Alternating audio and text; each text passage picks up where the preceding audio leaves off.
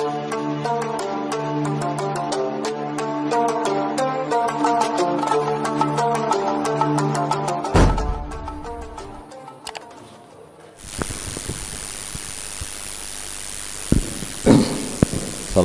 warahmatullahi wabarakatuh. Bismillahirrahmanirrahim. Tabarakalladzi nazzala al-furqana ala 'abdihi liyakuna lil 'alamin nadhira. Allahumma shalli wa sallim ala sayyidina wa maulana Muhammadin wa ala alihi washabihi ajmain. Amma ba'du.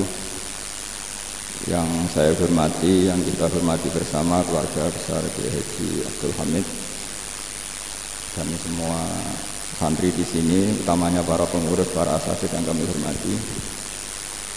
Tidak lupa teman saya juga, guru saya, teman diskusi saya, teman musyawarah saya, Gus Zofur. Saya dulu dengan beliau itu satu musyawarah Fathul Mu'in, juga sering diskusi usul fikih. Tapi tahu-tahu sudah menjelang tua itu terkenal jadi ahli tafsir. Ini apa karena kurang kompetitor sehingga kita jadi ahli tafsir? Apa jenengan malas belajar tafsir sehingga merelakan gelar itu untuk kita berdua? Ini tidak fair, karena ada tradisi tidak kompetisi. Jadi saya mohon coba ini disaingilah supaya ada kompetisi ilmiah. Saya dulu sampai bisa begini itu barokahnya Mbah Mun, abahnya Gus Zofur. Kata beliau, kalau motivasi saya dengan Gus Zofur, saya ceritakan bahasa Jawanya karena beliau bahasa Jawa ini biasa terjemah. Ciri utama wong alim nak di murid ngalim. Di sini wong alim ora di murid alim, kata beliau. Beliau mencontohkan Imam Haromen punya murid alim namanya Imam Ghazali. Terus begitu sampai di era modern, Zakaria Al-Ansari punya murid namanya Ibnu Hajar Al-Haytami. Beliau punya murid alim yang namanya Zainuddin Al-Marifari. Di era modern yang menjadi sanad kita tahu semua, alim-alimnya orang Mekah dulu Sayyid Zaini Dahlan. Punya murid yang ngarang kitab I'anatul Thalibin, Sayyid Abi Bakar Sato. Terus beliau punya murid Syekh Mahfud Termas, yang akhirnya beliau ini yang jadi gurunya Mbah Hasyim Asy'ari. Mbah Hasyim Asy'ari punya murid diantaranya Mbah Karim Lirboyo, diantaranya Mbah Fakih, Mbah Zubair, kemudian sampai Mbah Mun, sampai kita. Nah, ini terus jenengan sampai saya Gus Zofur mau enggak pakai sanad saya Gus Zofur, ini hak jenengan nanti. Tapi saya minta yang maulah, ini barang baik. Begini untuk mengawali judul Khazanah Tafsir Indonesia dari hermeneutika hingga ideologi begini. Saya tidak tahu pilihan panitia kenapa pakai bahasa yang sulit hermeneutika itu kok pakai bahasa milenial. Semoga tidak karena katut Pak Sandi. Begini ya. Saya lihat di kamus hermeneutika itu satu filosofi tafsir, satu filosofi makna yang ditentukan oleh satu kondisi. Nah, pengalaman saya sebagai pengkaji tafsir itu begini, kalimat itu punya tekanan jika Anda tahu sejarahnya. Tanpa tahu sejarah, kalimat ini tidak punya tekanan. Misalnya kita setiap bersolawat ditutup dengan wa ala alihi wa ashabi ajma'in. Kata ajma'in itu kata kunci, karena kita sedang berhadapan-hadapan dengan Syiah yang pilah-pilah sahabat. Mereka misalnya akramu aliyan tapi wa ahanu Abu Bakr, menghormati Ali tapi tidak menghormati Abu Bakar. Sehingga ketika kita mengatakan ajma'in, tekanannya itu luar biasa. Bahwa nahnu ghairu syi'in, bahwa kita ini benar-benar tidak Syiah dengan tekanan kata apa? Ajma'in. Begitu juga nanti ini kaitannya dengan ulumul Quran, ulumul tafsir. Nanti kenapa Quran pakai kalimat itu? Begitu juga ketika kita ngaji berjanji juga, itu sampai begitu diulang-ulang. Tarakus sifah hafalam yusubum aruhu min adami wa ila abihi wa ummihi. Ada yang di Nasar disebutkan wa kaifala wa sayyidul akramu sallallahu alaihi wasallam wa wasitatuhul muntaqah. Diulang lagi dengan redaksi yang beda. Walam yazalillahu yunaqiluni minal aslabit thahirati ilal arhami zakiyatil fakhirati. Hatta akhrajani Allah min baini abawayya wa huma lam yaltaqiya ala sifahin qattu. Kenapa? Kita ini meskipun baca hadis tentang keluarga besar Nabi, amjad keluarga besarnya, tapi banyak orang yang nerjemah hadis itu sekenanya. Sehingga kadang-kadang keluarga Nabi dan mbah-mbahnya itu kayak kurang dihormati. Dan kita sebagai ahli sunnah wal jamaah, utamanya ahli sunnah wal jamaah yang an-nahdiyah, ciri utamanya adalah menghormati Nabi sampai mbah-mbahnya, sampai Nabi Ibrahim dan sampai Nabi Adam. Sehingga kalimat ini punya tekanan karena raddun, menolak 5 qaulu pada apa-apa yang dikatakan mereka.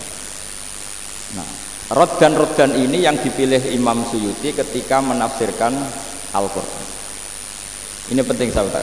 Tanpa ada sejarah ini kita tidak tahu runutan kalimat ini, tidak tahu. Misalnya begini, ini saya beri contoh yang gampang-gampang saja. Dulu itu orang berpikiran kalau Tuhan itu harus banyak. Karena urusan banyak kok Tuhannya satu, ini tidak cukup. Tidak ada Tuhan untuk nyaur utang, Tuhan cari bojo, Tuhan cari wayoan, itu tidak ada. Karena orang Madura itu katanya yang di mana itu Batu Hampar itu kadang nyuwun sewu pengemis saja istrinya banyak. Makanya kita yang di Jawa Tengah bingung. Kita kiai top saja istrinya satu. Tapi ya sudah, itu rezekinya orang Madura begitu. Nah, kalau urusan kita banyak, problem kita banyak, harusnya Tuhan banyak dong. Sehingga semuanya terselesaikan lewat Tuhan-Tuhan yang spesialis tadi. Sehingga ketika ada konsep Tuhan satu, itu orang-orang kafir benar-benar menolak. Aja'alal alihata ilaha wahida inna hadza lasyai'un 'ujab. Masa Muhammad itu menjadikan Tuhan yang banyak menjadi satu, ini aneh. Lalu Rasulullah dengan sabarnya memberi penjelasan. Rasulullah ngendikan di depan umum, di depan publik, kalau kalian punya, andekan kalian itu seorang pembantu, kemudian punya majikan banyak, perintahnya beda-beda, instruksinya beda-beda, kalian seneng enggak? Wah, enggak seneng. Repot kan? Ya repot. Seneng majikan satu apa banyak? Satu aja. Ya sudah, Tuhan kamu itu majikan kamu. Kalau kebanyakan repot. Nanti perintahnya beda-beda, kamu bingung. Ya sudah, Muhammad satu aja kan. Nah, ini yang dimaksud lam yakunil ladzina kafaru min ahlil kitab wal musyrikin namun fakina hatta ta'tiyahumul bayyinah.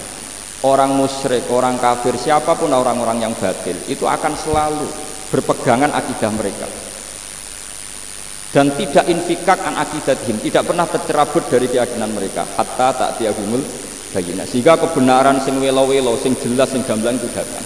Siapa kebenaran itu? Rasulun minallah yatlu suhufan mutahharah, yaitu dibacakan Quran. Di antara ayat yang menjawab itu adalah daraballahu mathalan rajulan fihi syuraka'u mutasyakisuna wa rajulan salamal lirajul hal yastawiyani masalah. Allah membuat satu perumpamaan, bagaimana kalau kalian punya majikan banyak dengan seseorang yang punya majikan satu. Wa rajulan salamal lirajul, satu pembantu hanya punya satu majikan. Hal yastawiyani masalah, apa itu sama? Mereka sepakat jawab tidak sama, enggak enak punya majikan banyak itu. Kata Allah, alhamdulillah, kebenaran sudah tercukupi, sudah terpenuhi, mereka paham. Sehingga kewajiban santri bata-bata juga saya adalah punya seni menjelaskan.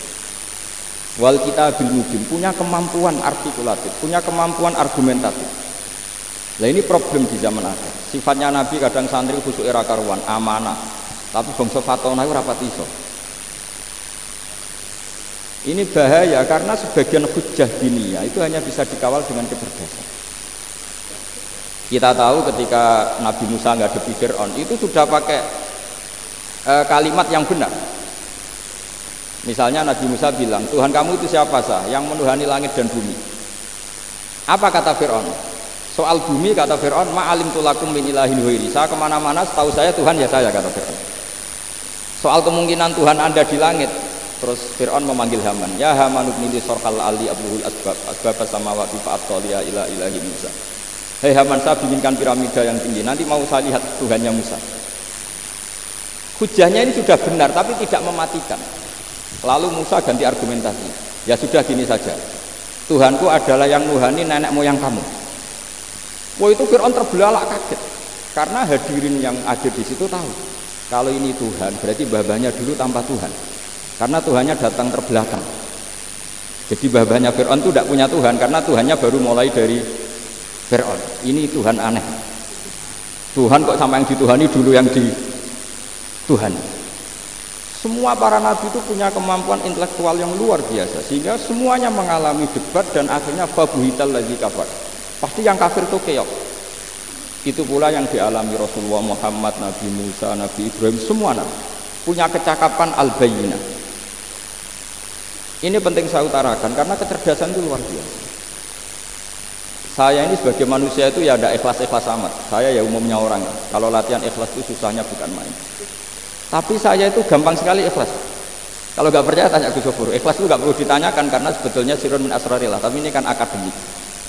Karena saya baca hadis, betapa mudahnya Rasulullah menerangkan ikhlas. Kata Rasulullah begini, kalau kamu ngamal tidak ikhlas demi selain Allah, itu ibaratnya begini. Teks hadis itu memang saya hafalkan. Kama kali rojulin istaro abdan min kholisi malih biwarikin au dahabin. Terus faja'ala ya'malu wa yu'ti hullatahu liwiri sayyidin. Ayyukum sarrohu ayyakuna abduhu kadhalik. Orang tidak ikhlas itu ibarat kamu beli budak atau gaji pembantu atau gaji karyawan. Kamu gaji pakai uang kamu, kamu beli pakai uang kamu. Kemudian dia bekerja, hasil pekerjaannya dikasihkan orang lain. Kamu suka nggak punya budak yang kelakuannya kayak itu? Mereka jawab, ya tidak suka ya Rasulullah. Begitulah kalau kamu tidak ikhlas. Yang ngasih rezeki kamu Allah, yang fasilitasi kamu Allah, yang bikin air Allah, bumi milik Allah, semua milik Allah. Kemudian kamu ngamal demi selain Allah. Kamu benar gak? Oh ya ya Rasulullah. Jadi dengan ilmu ini ikhlas menjadi mudah. Betapa naifnya kita kalau tidak ikhlas. Nah, dari makna-makna yang kita pilih tadi kemudian menghasilkan satu makna. Yang makna mujma' alaih itu kemudian jadi ideologi, jadi akidah. Yang makna mukhtalaf alaih kemudian menjadi ranah fikih. Nah, yang ranah fikih ini yang menerima napa ijtihad. Jadi saya kira demikian sebagai pengantar, berikutnya nanti diteruskan oleh Gus Sofur. Monggo.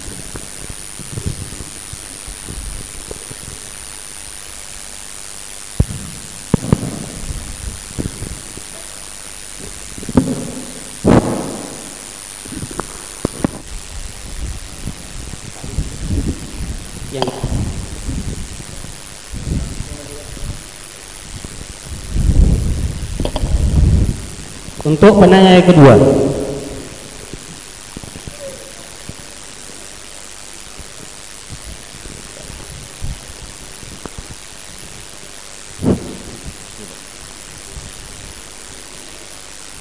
saya cukupkan sudah orang terlebih dahulu.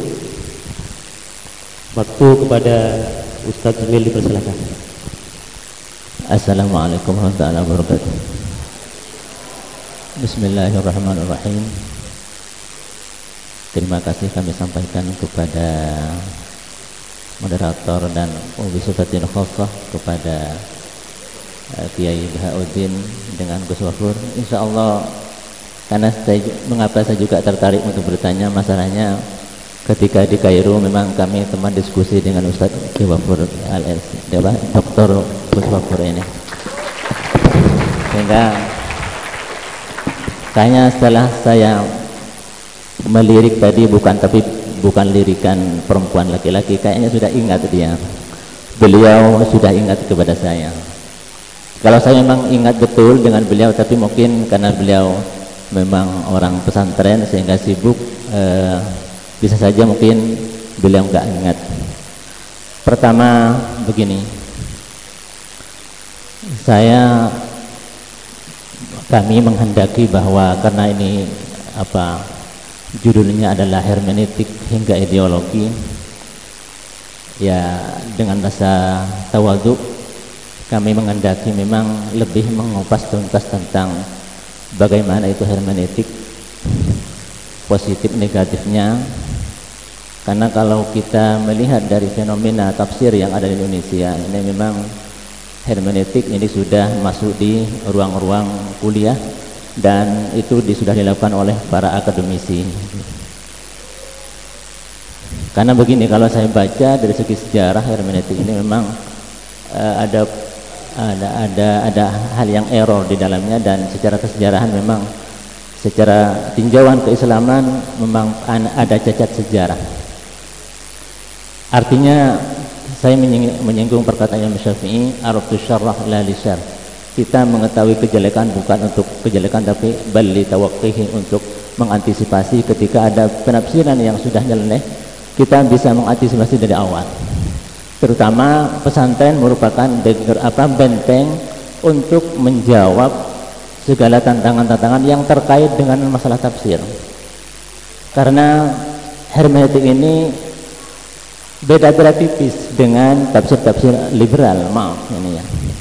Jadi mestinya mungkin lebih ke sana supaya santri tahu bagaimana tafsir-tafsir yang memang di Indonesia yang berkembang, yang justru syubhat itu sudah masuk dalam kitab tafsir. Karena kalau teori, pinjam teori Gus Wafur dulu, sering beliau meminjam mufassir Amin Khuli, yang di situ nanti tafsir Ajabi, itu justru syubhat yang dilakukan oleh para orientalis ini ada pada dua hal. Pertama, syubhat haulal Quran atau syubhat fil Quran.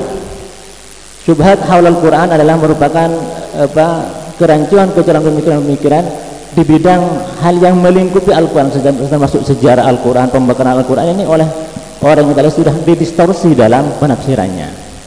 Dan ketika syubhat fil Quran, inna ad-dina indallahi al-Islam, ini sudah juga didistorsi oleh para mufassir kontemporer sekarang ini. Jadi mungkin itu yang lebih poin yang bisa untuk tema kali ini. Saya melihat tadi sejarah daripada tafsir.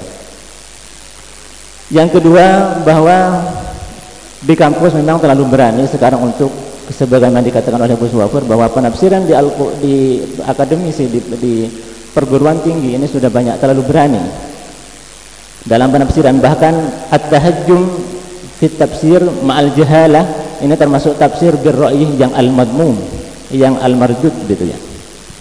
Jadi dia tidak tahu tentang instrumen keilmuan Al-Quran, cuma dia sudah tahajjum fi tafsir Al-Quran bil jahalah, dia tidak punya pengertian, ternyata dia masuk.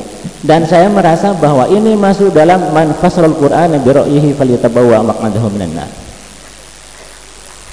Jadi bagaimana nanti mengelaborasi kemudian mensinergikan antara tafsir-tafsir yang ada di Indonesia dengan yang ada di pesantren itu ya terutama. Kemudian yang mungkin saya juga minta penjelasan terutama kepada Kiai Baha. Dalam Al-Quran disebutkan kitabun anzalnahu ilaika mubarakun liyadabbaru ayatih. Ada kata-kata yadabbaru dalam Quran itu tidak ada untuk menjelaskan tafsir menggunakan yufassir, tapi ada yang ada yadabbar. Kalau Nabi Muhammad bisa anzalna litubayyina linnasi, bayan gimana tafsir. Cuman untuk manusia ini Allah menggunakan liyadabbaru ayati. Nah, sekarang yang perlu dikupas adalah bahwa bagaimana, apakah bisa semua mufassir tidak melengkapi syurutul mufassirin, cuman dia liyadabbaru ayati, bukan yufassir, bukan.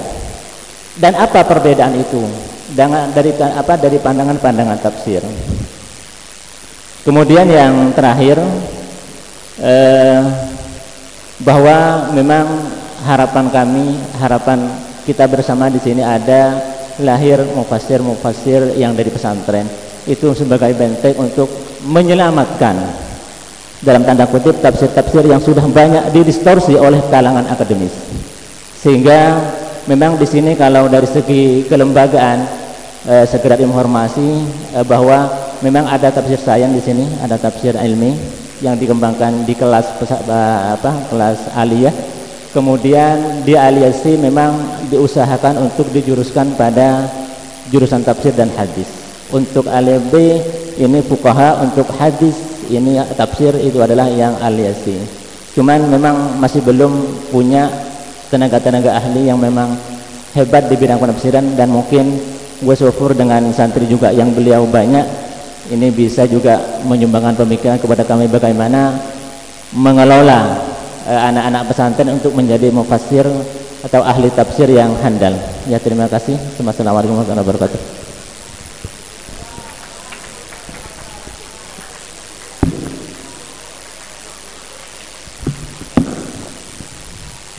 Untuk penanya kedua, silakan pada Ki Khalil Wakil. Assalamualaikum warahmatullahi wabarakatuh.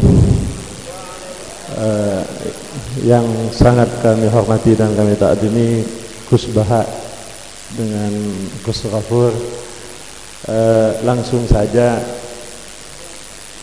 nampaknya kalangan santri Bata-Bata, Mambolulu Bata-Bata juga sangat semangat untuk menjadi mufassir. Dan terima kasih pencerahannya, insya Allah ke depan ada mufassir-mufassir yang akan muncul dari Bata-Bata ini. Dan alhamdulillah kami juga insya Allah ada di Bata-Bata yang sekarang sudah ada hasil tafsir At-Tabi'i kalau salah, juga karya santri Bata-Bata. Mudah-mudahan ke depan bukan hanya tafsir itu kan. Sebetulnya ada mungkin hal yang menjadi, mohon maaf, menakutkan bagi kalangan santri untuk menjadi mufassir ini. Ini mohon pencerahannya Gus, yaitu tentang tadi sebagian dibacakan oleh Ustaz Muzamil tadi, hadis di Sahih At-Tirmidzi bahwa memfassar Al-Quran bi ra'ih faqad kafara. Ya ada juga memfassar Al-Quran bi ra'ih falyatabawwa maqdahu minan nar. Ini siap-siaplah tempatnya di neraka.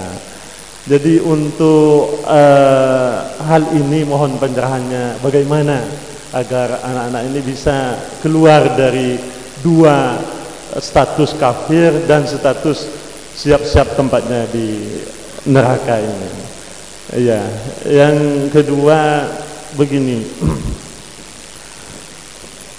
Tadi sudah disampaikan oleh Gus Ghafur juga tentang banyaknya mufassir-mufassir di Indonesia yang nampaknya berorientasi pada tujuan di mana beliau berada dari kalangan pesantren, ya orientasinya ke pesantren, ideologinya pesantren, kebangsaan, tafsirnya pun ideologi kebangsaan dan lain sebagainya. Apakah itu tidak termasuk biro'ih itu, dan kriteria yang membatasi tentang ini apa saja?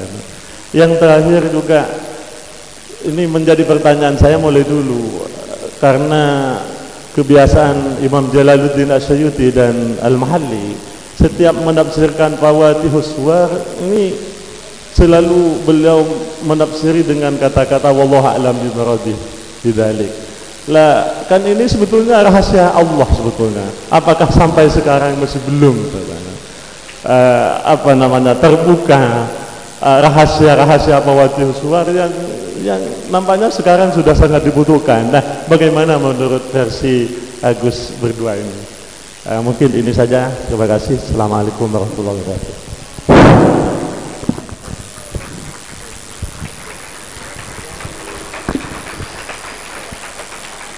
Bismillahirrahmanirrahim. Terima kasih. Ini yang lihat dabaru dulu ya. Jadi kalau lihat dabaru itu artinya dari madatul kalimat dabaro dubur itu maknanya belakang. Memang ya, jadi maknanya tadabbur itu mikir sesuatu yang sudah kemarin, sudah belakang.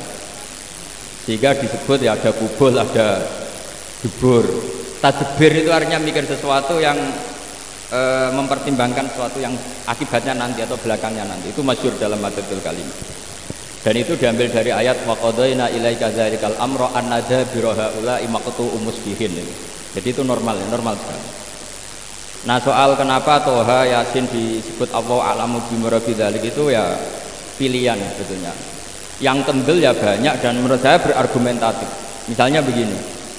Orang tahu semua misalnya Yasin itu ismun min asma'i Rasulillah Muhammad sallallahu alaihi wasallam. Jelas kita pakai itu kok, sholatu wa salamu wa ala Toha Rasulillah, sholatu wa salamu wa ala Yasin Habibillah. Apalagi notnya jelas, urutannya jelas. Yasin wal Qur'anil Hakim innaka ya Yasin ya Muhammad laminal mursalin. Toha ya Muhammad ma anzalna ilaikal Qur'ana ma anzalna alaikal Qur'ana litasqa. Itu jelas. Nah, soal ada tradisi tertentu yang saddan lidzara'i kalau dalam bahasa fikih. Terus ditorjan di semua ayat disebut Allah a'lamu bimuradil. Itu satu mungkin beliau karena sedang ngarang kitab kecil Jalalain. Tapi sebenarnya di kitab-kitab beliau yang besar ya biasa. Qala Ibnu Abbas misalnya kafa ya ain sod kaf kafin li ibadi ya itu kan ya biasa. Jadi menurut saya itu normal-normal saja, tinggal khazanah kita bacanya gimana. Cuma saran saya, hemat saya, kalau ada konsensus itu dimaknai ya kita maknai tidak apa-apa, kayak Yasin lah, orang sepakat lah. Kalau maknanya itu ya Muhammad, terusannya diantaranya inna kalaminal mursalin toha ma anzalna 'alaikal qur'ana litasqa. Dan kita sudah pakai itu jelas. Sholatu wa salamu ala toha Rasulillah, sholatu wa salamu ala yasin habibillah. Nah kemudian menurut pendapat saya, kalau yang sarannya Gus Zofur tadi, supaya kita mengisi ruang itu, menurut saya santri-santri bata-bata dan semua pecinta tafsir, pastikan Anda itu alim, itu sudah menangan itu. Orang itu grogi ngadepi orang alim. Saya dulu ketika tes jadi Dewan Tafsir di Jogja itu gak punya gelar, tapi saya bilang, saya ini hafal Quran dan hafal sekian ribu hadis kata saya. Bukan karena sombong, biar kualifikasinya jelas. Akhirnya ya diterima. Misalnya begini contoh yang gampang, ketika orang Syiah mengkritik sahabat dan dikritik habis-habisan sahabat itu, zaman Sayyid Ali Zainal Abidin hidup, itu beliau ngendikan ada 3 orang baik, yaitu 1 lil fuqara alladziina ukhriju, terus walladzina tabawwa'u dar wal iman, itu jelas muhajirin dan ansor. Orang baik ketiga adalah walladzina ja'u min ba'dihim yaquluna rabbana ighfir lana wal ikhwanina alladzina sabaquna bil iman. Fa ayu firqatin anta? Kamu kelompok mana? Muhajirin enggak, orang ansor enggak, mendoakan sahabat enggak. Jelas kamu enggak orang baik. Langsung mereka taslim. Oh iya ya, saya ini masuk kemana? Karena di Quran enggak menyediakan walladzina sabu sahaba wa ahanuhum, ini enggak ada. Jadi makanya pastikan alim. Terus kedua menyangkut akhlak karimah, juga pastikan alim. Saya ini sebetulnya dengan Gus Zofur lebih dekat bergelar fakih karena saya kenangan saya dengan beliau ngaji usul fikih, musyawarah mu'in bareng, mengkaji mahali bareng. Sampai sekarang saya masih sorokan kita mahali. Sampai sekarang. Jadi kita punya fakih cuma ya tadi karena kompetitornya nggak ada, tahu-tahu kita ini dianggap mufassir. Makanya ini dosa santri kalau nggak membantu kita. Kalau kita hanya orang berdua kan nggak konsensus. Harus jadi ijma'. Misalnya begini, ini kenangan saya tentang hafal Quran. Karena bapak saya memang punyanya pondok Quran. Misalnya begini, Harun Ar-Rasyid, Ila Makmun, tapi saya percaya Harun Ar-Rasyid. Ada seorang yang ustadz itu, ustadz agak-agak ekstrim lah. Kira-kira mungkin agak-agak lurus lah. Itu datang ke Harun Ar-Rasyid bilang gini, ya Khalifah, ya Amiral Mukminin, ini nasihun laka, famusaddidun alaika, fala tajidanna fi nafsika aliyya syai'an. Saya akan nasihati Anda, tapi saya agak keras. Tolonglah, jangan dimasukkan hati. Terus kata Harun Rasyid masyhur, uskut ya jahil, kamu diam. Inna Allaha ta'ala arsalaman huwa khairun minka ilaman huwa syarrun minni. Ilaman huwa syarrun minni. Wa ma'a dzalika qala ta'ala faqula lahu qawlan layyina la'allahu yatadzakkaru aw yakhsha. Kamu mau ngerasi saya, mau ngomong kasar sama saya. Allah ngutus orang yang lebih baik ketimbang kamu, yaitu Musa. Ke orang yang lebih jelek ketimbang saya, yaitu Fir'aun. Itu saja ada etikanya, faqula lahu qawlan layyinan, disuruh sopan. Saya ini ustadz, kamu tidak sopan dia gitu. Itu fasakatal ustadz. Ustadz tadi langsung diam. Ternyata saya goblok juga gitu. Masalahnya orang ini mufassir tapi nyon sewu Quran itu tidak andhuri qalbin, meraba-raba. Ya tadi bener cerita Gus Zofur, ekonom jadi mufassir. Ya udah nyambung.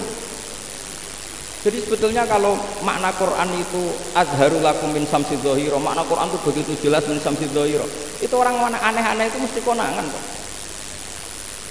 Makanya tadi kembali man fasar Quran bi ra'yi itu ada riwayat bi ghairi ilmin. Fa asoba sekalipun itu fal yatabawa maka ada minan nar karena dia tala'u biddin. Tapi syarat itu tidak ketat-ketat amat. Santri-santri di sini tidak perlu khawatir. Saya punya cerita ini dan ini mutawatir. Artinya di ahadits sittah ada. Dulu ketika Nabi cerita waqul wasrafu hatta yatabayyana lakumul khaytul abyadu minal khaytil aswad, sahabat yang masang benang betul. Ketika masang benang terus didelok anggere cek ketok, oh berarti cek bengi. Ya begitu terus. Kata Rasulullah guyoni. Setelah diguyoni Nabi orang ngono maksudnya terus ada ayat minal fajr. Ya tidak diancam Nabi man fasarul Quran biroi falyatak bawa makadahu minan nar. Malah zaman ulama-ulama dulu lucu, ada seorang ulama alim pidato. Beliau dalil fawarobbis sama'i wal ardi innahu lahaqqum mislama annakum tantikun. Demi Tuhannya langit dan bumi, yang dikatakan Quran itu hak. Itu ada kata fawarobbis sama, demi Tuhan. Itu si Bedui tadi langsung ngacung. Pak Kiai, manggal ladzi afdhal jalil hatta al-ja'u hilal yamin. Tolong, siapa yang bikin Allah murka sampai Allah dipaksa sumpah? Karena di mana-mana orang sumpah itu pasti emosi. Jika dibabkan di balaghah, kalau kalam itu normal nggak usah pakai sumpah. Kalau sudah mukhatabnya itu agak-agak nggak percaya baru pakai sumpah. Artinya kalau sumpah itu sudah agak-agak emosi. Makanya si Bedui tadi langsung, Pak Kiai, mangdal ladzi akhdhal jalil hatta al-jawil al-yamin. Kiainya tuh sampai nangis, haru. Kowe kok pinter tuh. Padahal dia tidak pernah ngaji balaghah, tidak pernah sekolah di Bata-Bata, enggak pernah. Karena Quran itu syu'uri. Ketika Sayyidina Umar masih kafir, dibacain ayat surat Toha yang masuk Islam dan dia paham. Karena walaqad yassarnal Qur'ana lidzikri fahal min mud. Sebenarnya Quran itu mudah sekali, tak jamin mudah. Yang menjadi sulit adalah yang tidak pemainnya main, yang pemainnya ya begini-begini saja, itu malah masalah itu. Makanya ini kita harus ngambil itu wilayah kita. Karena kita yang mondok, yang melarat, yang ditakzir guru, didek, diamui, kadang kon mesti guru, kita ini yang kangelan. Masa yang jadi ahli tafsir mereka, harusnya kita dong yang kangelan. Ya kira-kira seperti itu. Kira-kira cukup demikian. Bismillahirrahmanirrahim. Nahmaduka ya ghafur ya syakur wa shalli ala al-katsirin ajr Muhammad wa ala alihi wa sahbihi ajma'in. Allahumma ja'alna ya Allah minal qa'imina bil qisti syuhada fil haqq. Wa minal ladzina hamalu rayatal islam wa nural islam hatta namsya fi ardika wa fi mulkika ya Allah mutma'innina bika ala tafsika. Wa minal ladzina farru bi ibadika ilaika ya Allah hatta ya Allah nastajibaka wa ya Allah faghfirhu ila Allah minal mu'minin. Allahumma ya Allah inna ala zikrika wa syukrika wa husni ibadatik wa inna ala ilahi kalimatika ya Allah wa ala tarbiyati kalamik wa ala tarbiyati ummati habibika Muhammad sallallahu alaihi wasallam innahu ummatun marhumah ya Allah ya Allah ya Allah ya Allah ya Allah fansuruhum wa'inhum ala a'daihim wa'inhum ya Allah Allahumma ansuruhum ya Allah ya Allah yasir umurahum ya Allah fi hawaijahum wa fi duyunahum Allahumma la tatatina dhanban illa ghafarta wa la isana satarta wa la hatta wa hawaij dunya wal akhirati illa qadrika ya Allah Rabbana atina fid dunya hasanah wa fil akhirati hasanah wa qina adzabannar wa sallallahu ala sayyidina Muhammad wa ala alihi wa sahbihi baraka wa sallam subhana rabbika rabbil izzati amma yasifun wa salamun alal mursalin alhamdulillahi rabbil alamin bisiril fatihah.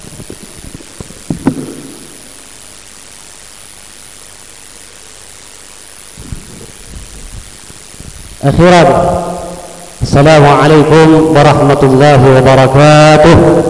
Allahumma salli ala Sayyidina Muhammad wa ala ali Sayyidina Muhammad